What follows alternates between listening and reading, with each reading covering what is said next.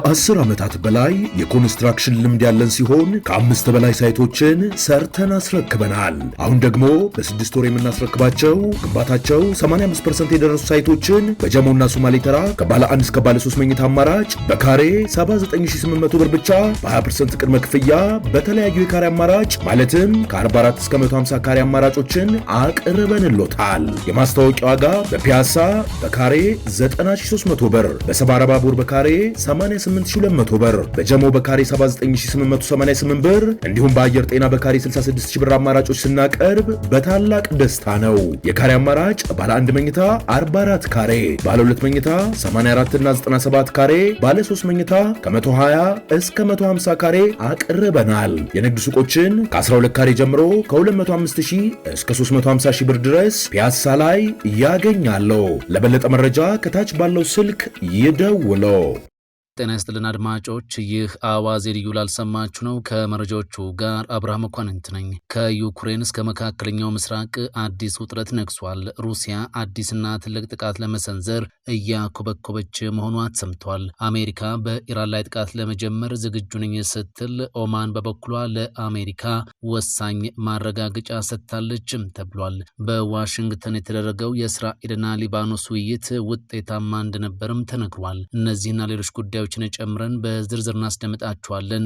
አብራችሁን ቆዩ።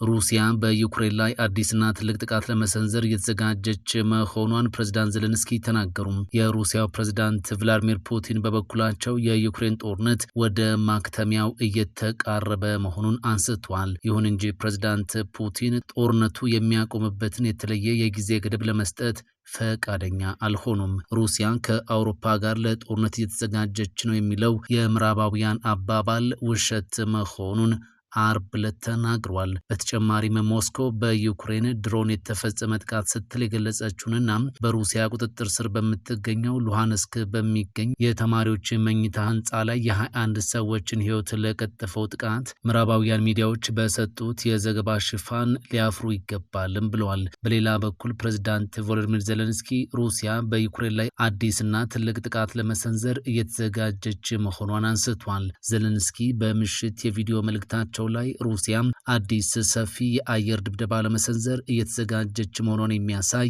የስለላ መረጃ አለንም ብለዋል። የኛ የደህንነት አካላት አፋጣኝ ምላሽ ለመስጠት ዝግጁ ሆነው ይጠብቃሉም ብለዋል። የአየር ኃይሉና ሌሎች የሰማይ ጠባቂዎቻችን እንደተለመደ ሁሉ 24 ሰዓት ይሰራሉም ብለዋል። ሩሲያ ሰኞ ዕለት በኪቭ በሚገኝ ማንኛውም ኢላማ ላይ ስልታዊ ጥቃቶችን ለመሰንዘር ማቀዷን ያስታወቀች ሲሆን የውጭ ሀገር ዜጎችና ዲፕሎማቶች አካባቢ ለቀው እንዲወጡ ማስጠንቀቋም ይታወሳል። ይህ እርምጃ ባለፈው ሳምንት ሩሲያ በምትቆጣጠረው የዩክሬን ግዛት ሉሃንስክ በሚገኝ የተማሪዎች መኝታ ክፍል ላይ ለደረሰውና 21 ሰዎችን ለገደለው የድሮን ጥቃት ምላሽ መሆኑንም ገልጻለች። ዩክሬን ጥቃቱን መፈጸሟን አስተባብላለች። ባለፈው እሁድ ሩሲያ በኪቭና በሌሎች የዩክሬን አካባቢዎች ላይ በሰነዘረችው ጥቃት የ2 ሰዎች ሕይወት ሲያልፍ በ10 የሚቆጠሩት ደግሞ ቆስለዋል። ዘለንስኪ በቴሌግራም መልእክታቸው በሩሲያ ላይ ተጨማሪ ማዕቀቦች እንዲጣሉ የጠየቁ ሲሆን ከአጋሮች ጋር የተደረገው የአየር መከላከያ ስምምነቶች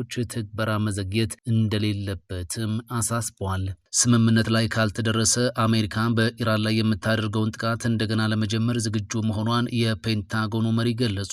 የዋሽንግተንና የቴህራን ተደራዳሪዎች ስምምነት ላይ ለመድረስ እያደናቀፉ ያሉ ዋና ዋና ልዩነቶችን ለማጥበብ እየሰሩ ባለበት በዚህ ሰዓት ስምምነት ላይ መድረስ ካልተቻለ አሜሪካ በኢራን ላይ የምታደርገውን ጥቃት እንደገና ለመጀመር ዝግጁ መሆኗን የመከላከያ ሚኒስትሩ ፔት ሄግሴት ዛሬ ቅዳሜ ይፋ አድርጓል። ሄግሴት በሲንጋፖር ባደረጉት ንግግር አስፈላጊ ከሆነም ጥቃቱን የመቀጠል አቅማችን ከበቂ በላይ ነው ብለዋል።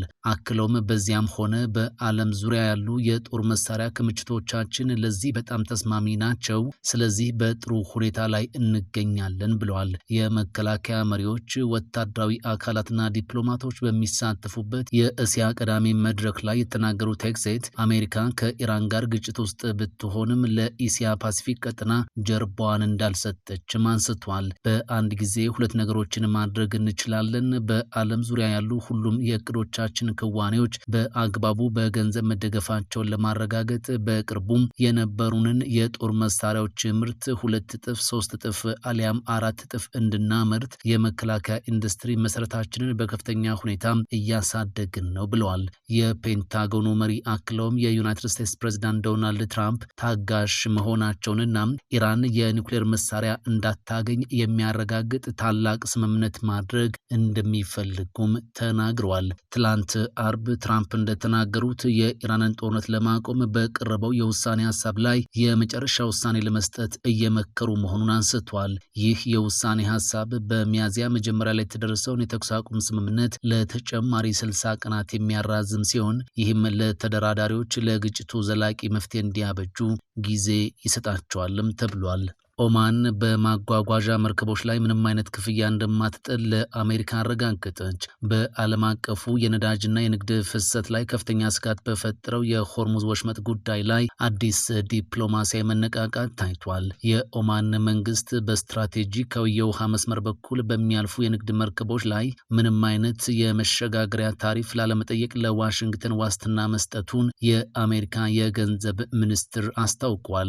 ሞስካት ለዋሽንግተን የሰጠችው ይህ ማረጋገጫ በአሜሪካና በኢራን መካከል ጥንቃቄ የተሞላበት የዲፕሎማሲያዊ ድርድሮች እየተካሄዱ ባለበት ወቅት የመጣ ነው። የፕሬዝዳንት ትራምፕ አስተዳደር በባህረ ሰላጤው ቀጠና ባለው ዓለም አቀፍ የመርከብ ትራንስፖርትና የነፃ ንግድ ፍሰት ላይ ምንም አይነት መስተጓጉል እንዳይፈጠር በትኩረት እየሰራ መሆኑን ሚኒስትሩ በሰጡት መግለጫ አረጋግጧል። ይህ የአሜሪካ መግለጫ የወጣው ቴህራንና ሙስካት በሆርሙዝ ወሽመጥ በኩል ያለውን እንቅስቃሴ የሚገዛም አዲስ የቁጥጥር አሰራር ለመዘርጋት እየተወያዩ መሆናቸውን የኢራን መገናኛ ብዙሃን ከዘገቡ በኋላ ነው። የሆርሙዝ ወሽመጥ የዓለምን ከፍተኛ የነዳጅና የኢነርጂ ኤክስፖርት የሚያስተናግድ ቀጠና በመሆኑ በውሃ መስመሩ አስተዳደር ላይ የሚደረጉ ማናቸውም ለውጦች የዓለም አቀፍ ገበያዎችን በቀጥታ የመንካትና ቀውስ የመፍጠር አቅም አላቸው። በአሁኑ ወቅት ከዝግ በሮች በስተጀርባ የሚደረጉት የዲፕሎማሲያዊ ንግግሮች የቀጠሉ ቢሆንም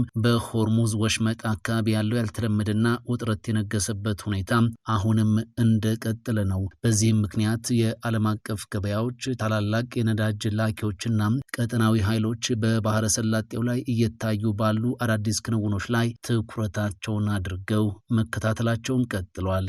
የእስራኤልና የሊባኖስ ወታደራዊ ባለስልጣናት ትላንት አርብ በዋሽንግተን ውጤታማ ውይይት ማድረጋቸውን የአሜሪካ ባለስልጣናት ተናገሩ። የሁለቱ ሀገራት ወታደራዊ ባለስልጣናት ንግግር በቀጣይ የሚደረገውን ዲፕሎማሲያዊ ውይይት የሚያግዝ መሆኑ ተነግሮለታል።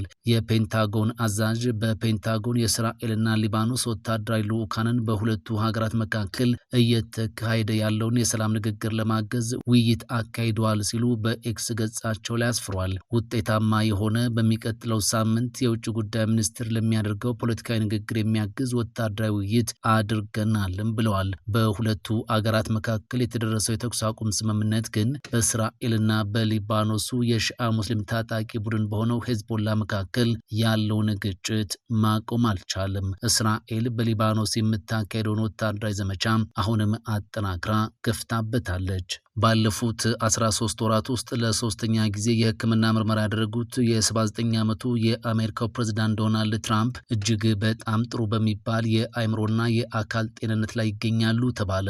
በሕክምና ምርመራው በትራምፕ ላይ ምንም አይነት የጤና እክል እንዳልተገኘ ተነግሯል። የሕክምና ሪፖርቱ የአሜሪካው ፕሬዝዳንት ዶናልድ ትራምፕ የጦር ኃይሎች ጠቅላይ አዛዥነትና የሀገር መሪነት ተግባራቸውን ለመወጣት ሙሉ በሙሉ ብቁ ናቸው ብሏል። በአሜሪካው ፕሬዝዳንት ትራምፕ ላይ የተደረገው የሕክምና ምርመራ ምንም አይነት የጤና ችግር እንዳልገጠማቸውና የሀገር መሪነት ተግባራቸውን ለመወጣት የሚያስፈልጉትን መስፈርቶች ሙሉ በሙሉ እንደሚያሟሉ አሳይቷል ተብሏል። ይህ የተገለጸው የአሜሪካው መሪ የግል ሐኪም ትላንት አርብ በነጩ ቤተ መንግስት በኩል ባወጡት ሪፖርት ነው። በሰነዱ መሰረት ግንቦት 18 የተደረገው ምርመራ የፕሬዝዳንቱን እጅግ በጣም ጥሩ የአእምሮ ጤናና የአካል ጤንነት አረጋግጧል። ሪፖርቱ አክሎም ፕሬዝዳንት ትራምፕ የጦር ኃይሎች ጠቅላይ አዛዥነትና የሀገር መሪነት ተግባራቸውን ለመወጣት ሙሉ በሙሉ ብቁ ናቸው ብሏል። ትራምፕ ግንቦት 18 በሰጡት መግለጫ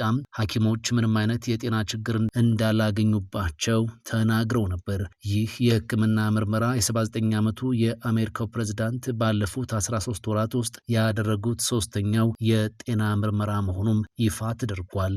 ከ10 ዓመታት በላይ የኮንስትራክሽን ልምድ ያለን ሲሆን ከ5 በላይ ሳይቶችን ሰርተን አስረክበናል። አሁን ደግሞ በ6 ወር የምናስረክባቸው ግንባታቸው 85% የደረሱ ሳይቶችን በጀሞና ሶማሌ ተራ ከባለ 1 እስከ ባለ 3 መኝታ አማራጭ በካሬ 79800 ብር ብቻ በ20% ቅድመ ክፍያ በተለያዩ የካሬ አማራጭ ማለትም ከ44 እስከ 150 ካሬ አማራጮችን አቅርበንሎታል። የማስታወቂያ ዋጋ በፒያሳ በካሬ 90300 ብር፣ በሰባራ ባቡር በካሬ 88200 ብር፣ በጀሞ በካሬ 79888 ብር እንዲሁም በአየር ጤና በካሬ 66000 ብር አማራጮች ስናቀርብ በታላቅ ደስታ ነው።